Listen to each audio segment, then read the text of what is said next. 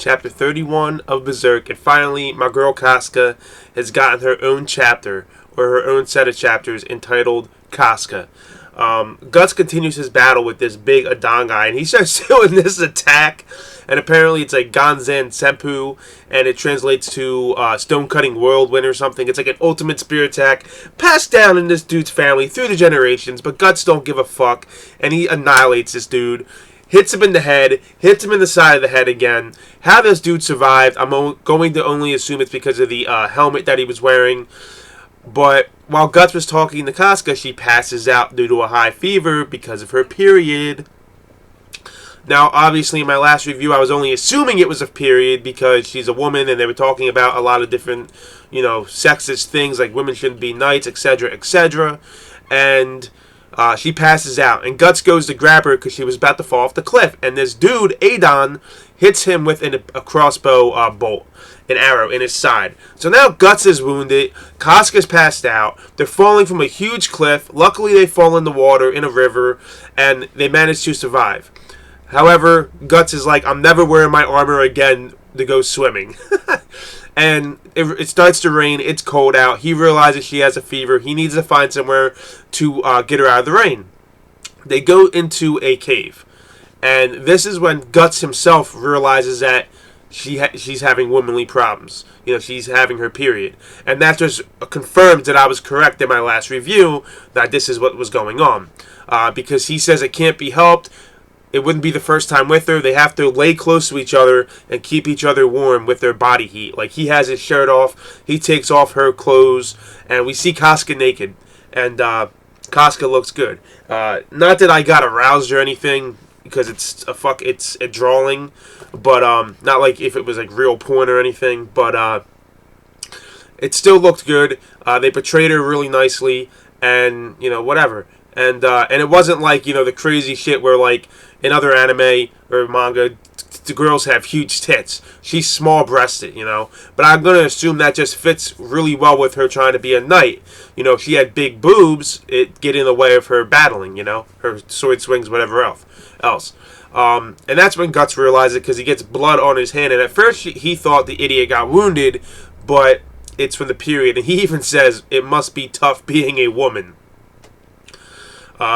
Which it is, if we want to get into real life. Women have to go through their period, they, all that. Then they have to go through the menopause, where they get hot flashes and all that. Giving childbirth is nothing that we'll ever understand as men. That's the bottom line. So some of their duties as women, their bodily functions, it is tough. Meanwhile, Griffith is presented with a hard decision.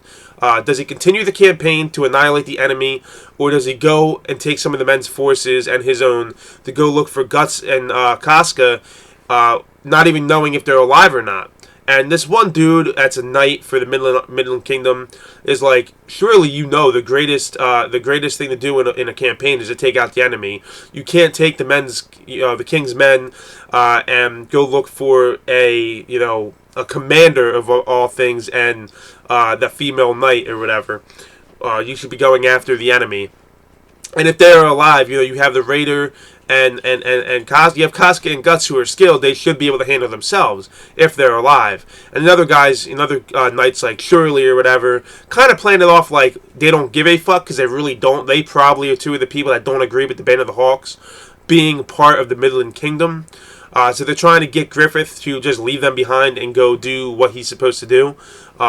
In all actuality, the dude is right. You are part of the kingdom now. You were knighted. Griffith was knighted. You need to do what's right, and that is continue the campaign. Guts and Casca's life is really minimal compared to your current task. At least that's how I look at it. Now, if he was still a mercenary, that'd be a totally different story.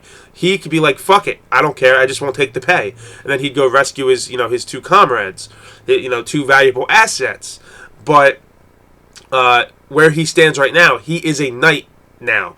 If he goes and rescues them, it might betray his overall dream and goal of having his own country one day, moving up the ranks as a knight and everything. It might hurt his chances of furthering himself in any manner if he goes and he disregards the campaign and looks for his two comrades. You know what I'm saying? His two soldiers. So we'll see what Griffith is going to do. I don't think he is going to go look for them. I think he'll find a way to do both in some manner. It's Griffith, you know how he is. Or maybe Gus and Casca are going to have to be on their own and have to survive on their own and get back to, you know, the Band of the Hawk on their own. We'll see what happens. I have a feeling that we're going to see a little bit of Casca's backstory, and I have a feeling that we're going to see Guts and Casca start to develop some kind of friendship, if not a relationship, because she's obviously going to be like, wow, this dude saved me after all the fucked up things I've said to him. You know, I think she's going to start to respect Guts a little more, because at one point she even said, you don't care about your comrades, you only care about swinging your sword. But here he is sacrificing himself to rescue Casca, falling off a cliff, getting shot in the process, and suffering and struggling through the cold of night.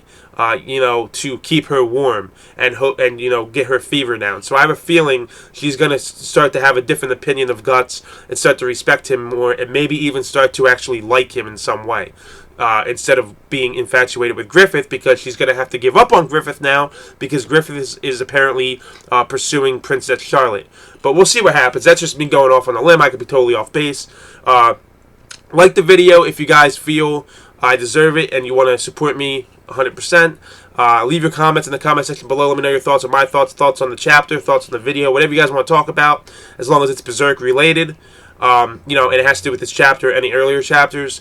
Subscribe to the channel if you want to see more Berserk reviews. I put Toriko and Berserk reviews out daily, 9:30 a.m. for Toriko, 10 o'clock a.m. for Berserk, Eastern Time.